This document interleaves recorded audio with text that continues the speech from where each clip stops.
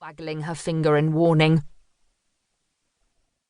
What he did was unforgivable, but you can't fault every English person because of him or what happened in Ireland. You and I haven't even seen Ireland. We're still Irish. We haven't seen Ireland only because Mama had a premonition of the Great Hunger and left before it happened, Ainsley said.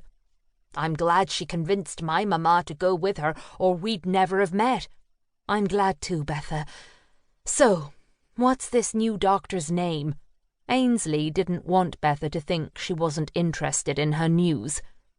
Dr. Prescott, Betha gushed. Don't you dare say that sounds stuffy. Fine, I won't, Ainsley said, smiling again, but her smile disappeared when she heard a familiar voice. What's she doing here? Betha asked. Probably introducing herself to the new doctor, Ainsley said. Likely, Betha frowned. If anyone could make Betha frown, it was Maribel Virginia Hartley. Her family once owned an immense plantation in Virginia.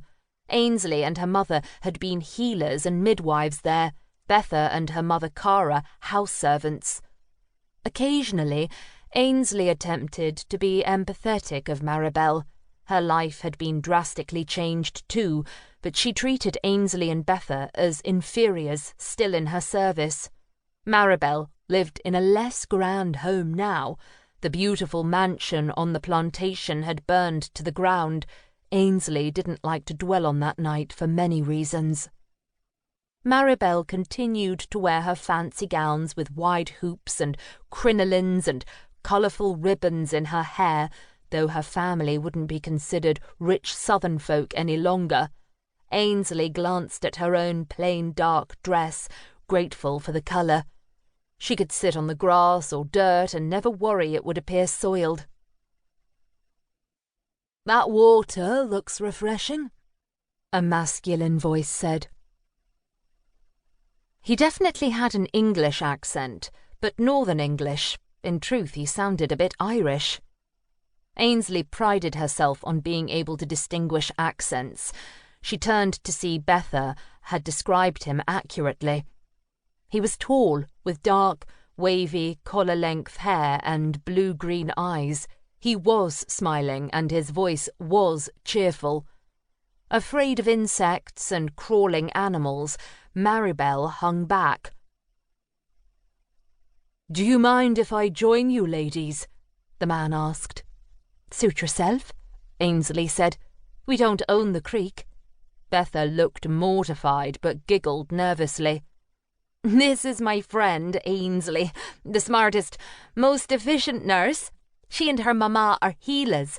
Ainsley knows absolutely everything about diseases, injuries, and healing with herbs. That's very impressive. Most medications are botanicals, therefore knowledge of herbs is essential. I'm Cal Prescott, he said, sitting down next to Ainsley, a bit too close in her opinion. That can't be your name, Ainsley said. Pardon me, he replied, his expression perplexed. I've never heard of an Englishman with only two names. You're not Calvert, Charles, Henry, George, James, Edward, Richard, Stanhope Prescott III, Earl of Northumberland. He chuckled easily at that. She liked the sound of his laugh and how his eyes crinkled appealingly at the corners, revealing his mirth. She attempted not to smile, but was unsuccessful. You've aptly named nearly the whole English monarchy. It's Caldwell, not Calvert, but I go by Cal. And no, I don't have so many names. I'm Ainsley Bridget Byrne, she replied, briefly shaking his hand. If they were going to be working together, it was best to have a good rapport. She tried to ignore the unusual warm sensation as their hands touched. Nurse Kelly said I should come meet you. I think you're the only nurse I haven't met. I thought you'd just arrived, Ainsley said. Earlier today, the other nurses seemed more eager to welcome me. You're from the north of England.